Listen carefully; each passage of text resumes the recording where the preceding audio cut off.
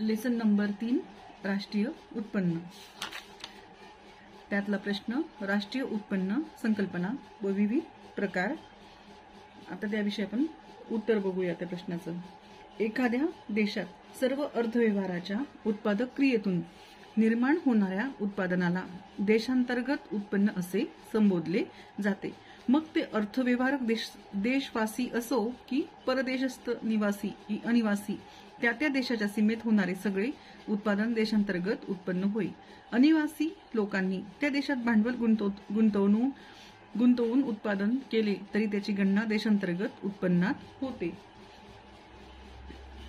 त्यात 1 नंबर आहे स्थूल व निव्वळ राष्ट्रीय उत्पन्न।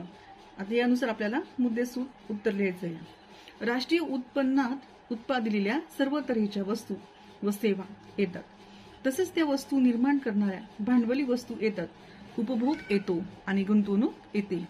यांच्या एकूणतीला स्थूल उत्पन्न असे म्हटले जाते। भांडवली वस्तू नित्य वापरात असल्याने झिजत राहतात, मोडकळीस येतात।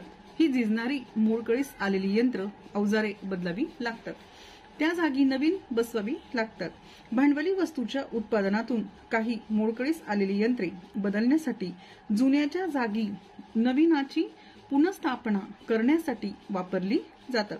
पुनर्स्थापना करण्यासाठी असलेल्या यंत्राची स्थूल उत्पन्नातून वजावट केली की निव्वळ उत्पन्न बनते। हे झाले आपले निव्वळ उत्पन्न। एकूण भांडवलाची वस्तूच्या उत्पादनातून पुनर्स्थापनेसाठी लागणारी किती व नवीन कारखान्यासाठी किती हे कळणे मोठे कठीण आहे।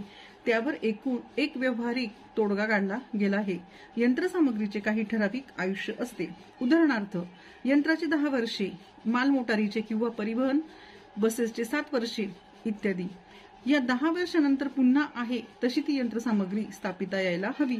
या दृष्टीने चालू उत्पन्नातून वर्षाला 10% द्या प्रमाणात 10 वर्षे तरतूद करायला लागते।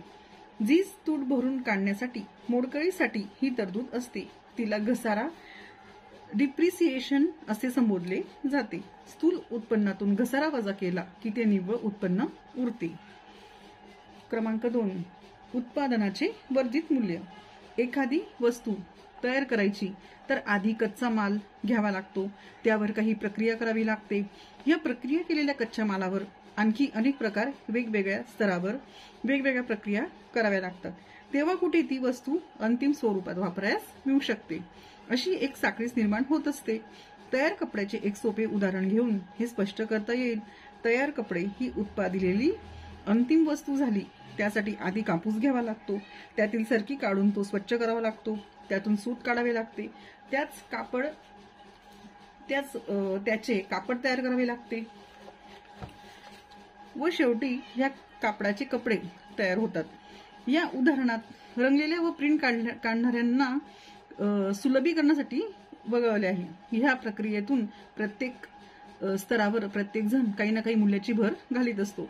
राष्ट्रीय उत्पन्न मोजताना प्रत्येक स्तरावरचे हे भर घातलेले मूल्य तेवढेच मोजायचे असते, त्याला वर्धित मूल्य असे संबोधले जाते।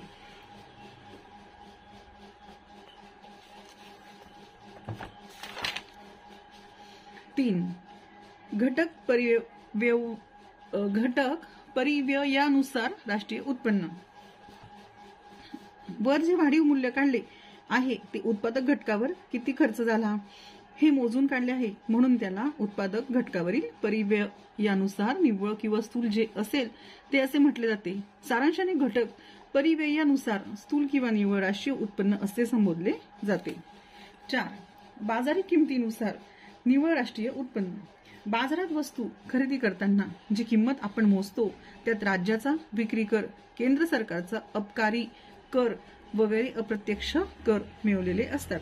तसेच काही वस्तूचे भाव कमी राहावेत, उदाहरणार्थ स्वस्त धान्याच्या दुकानातील ज्वारी, साखर, रॉकेल इत्यादी, तसेच खते, म्हणून सरकार उत्पादकांना वगैरे धनसहाय्य देते, तेवढ्याने त्या वस्तूचे भाव कमी असतात। 5 चालू किमतीनुसार व स्थिर किमतीनुसार निव्वळ राष्ट्रीय उत्पन्न। राष्ट्रीय उत्पन्न येणाऱ्या वस्तू व सेवा यांचे मूल्य चालू किमतीत मोजले जाते, परंतु सालोसाल किमतीत फेरबदल होत असतात। अशा फेरफाराचा निचरा केल्याशिवाय राष्ट्रीय उत्पन्नात वास्तव्य बदल वाढ किंवा घट किती झाली हे समजत नाही. किमतीतील फेरबदल घालविण्यास राष्ट्रीय उत्पन्न स्थिर किमतीत व्यक्त करण्यास गर्भित निर्देशकांचा उपयोग केला जातो. हे आपण यापूर्वीच पाहिले. अशा पद्धतीने आपण राष्ट्रीय उत्पन्न संकल्पना व विविध प्रकार यांच्याविषयी माहिती बघितली. दरडोई उत्पन्न संकल्पना, राज्यवार व आंतरराष्ट्रीय तुलना याविषयी आपण माहिती बघूया. किंवा असा जर प्रश्न आला तर त्याच्यावर आपण कसं उत्तर लिहायचं. एकूण राष्ट्रीय उत्पन्नाला स्थूल म्हणा किंवा निव्वळ म्हणा अंदाजित लोकसंख्येने भागले की दरडोई सरासरी उत्पन्न मिळते. लोकसंख्येची गणना दर 10 वर्षांनी होत असते.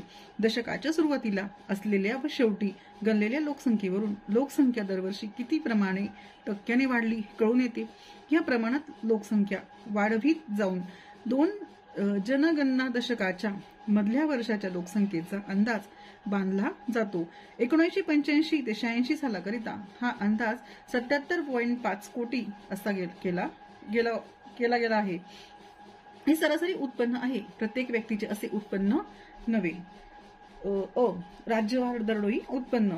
राष्ट्रीय उत्पन्नाप्रमाणेच राज्यवार उत्पन्नाचे अंदाज केले जातात, पण ते वर्षानुवर्षाचे व लगेच उपलब्ध होत नाहीत.